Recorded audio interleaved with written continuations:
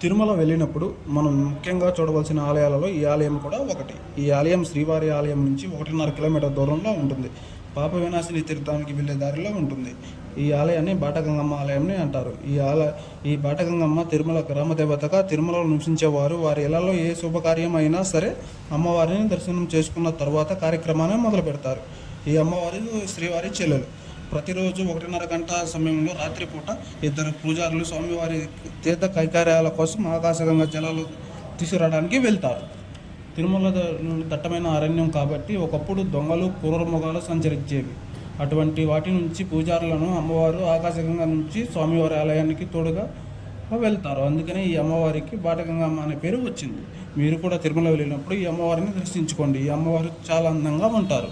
మా వీడియో కనుక మీకు నచ్చినట్లయితే లైక్ చేయండి, షేర్ చేయండి, సబ్స్క్రైబ్ చేయండి. అదేవిధంగా అర్జున్ శ్రీ ఫార్మ్స్ని ఫాలో చేయండి. Thank you watching friends.